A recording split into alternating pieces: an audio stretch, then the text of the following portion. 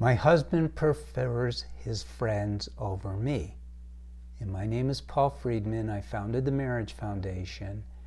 And I'd like to help you with this as much as I can. And I'm going to ask you to be receptive. Because this is not something that defines your husband. Not usually. Now, if you just got married and your husband, even on the honeymoon, was calling his friends all the time and had more interest in communicating with them and hanging out with them, this is not really for you, because you already had a problem when you got married. But this is something that happens over time in many marriages, and there's a good reason for it. So let's back up just for a minute and ask the question, why did you get married?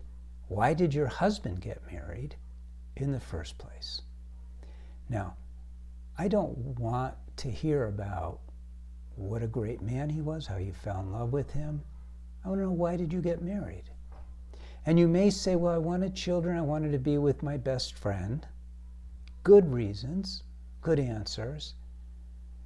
But there's an underlying, bigger answer, and that is that you got married because you wanted to be happy. And you wanted to be happier every day of your life. Remember those days. And there's one thing in the world that delivers on that happiness, and that's love.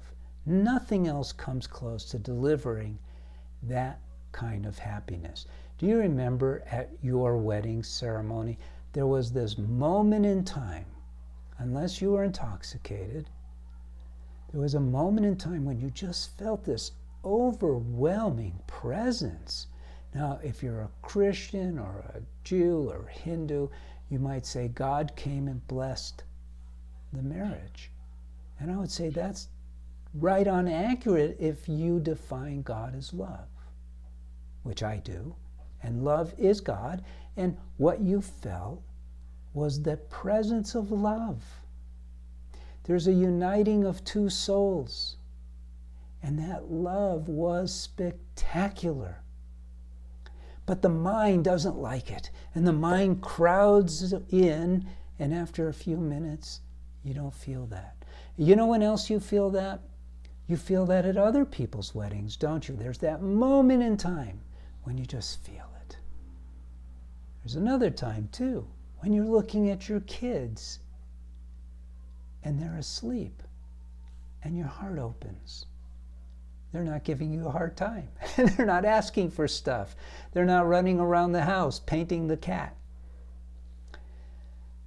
That's what you want, is that love. You want that happiness. And if you had it, you would want to be with your husband 24/7. In fact, you would wonder, why isn't he with me right now? He wants that too. Well, the answer is obvious, isn't it? It's because you're both not getting that. What you're experiencing now is a symptom of a marriage that is off the track. What is the track? The track is a track of both of you infusing love into your marriage, infusing happiness into marriage, and not throwing roadblocks on that path, on that track, not harming the possibility for those experiences of love and happiness. So, does this make sense? That if you were delivering into your marriage the love tangibly that your husband could feel on a constant basis, think about it in terms of when that moment happened during the ceremony. I have that in my marriage all the time. And so do the people who take our course, for instance, or who read one of my books and get the knowledge they need to do this. This is not reserved for special people. Other than you, you're special. You need to know how. Look, it's not your fault. Let's be honest. We go to school. What do we learn? Things that we never use. Explorations. It's interesting stuff. It broadens the mind. Don't get me wrong. It's good stuff. But we don't learn about relationships other than not to make fun of people. We don't learn about that we're souls who have a body and a mind, and so we should be, in the soul you could say is your heart, and that we can be extremely happy all the time if we open our hearts all the time. Where do you learn that? Maybe in church they touch on it, but mostly we're just learning a moral code in church. We're not learning about what's really going on, about letting ourselves out. So you take a look at marriage, which you should be learning in school, but no one knows. No one knows. So think of your marriage as this sacred space, and I gave it that name, but think of it as a space with just two of you in it, who when you first met, you made each other giddy with happiness. You expressed love, you expressed support, you were complimentary, you did all of the right things. And then you slowed it down and you stopped. You know, in my books and in the course, I described the 3 killers of marriage. Guess what number 1 is? It's over-familiarity. What does that mean? It means you get used to each other and you stop treating each other as lovers. You stop worshiping each other. Hey, you can worship each other. There's nothing wrong with that. You missed the point because it wasn't pointed out.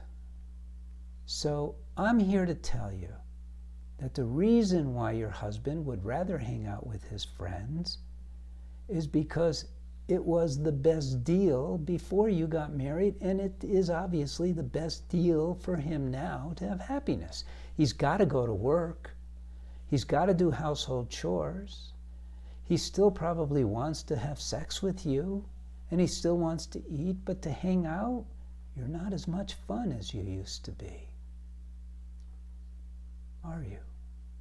And you've probably replaced the, wow, you're so handsome, with, honey, why can't you fix that? Right? So let's not blame your husband. Let's turn the mirror so that we can look at ourselves.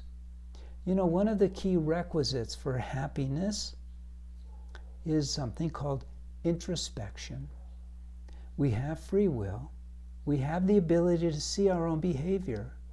We have the ability to see how we think.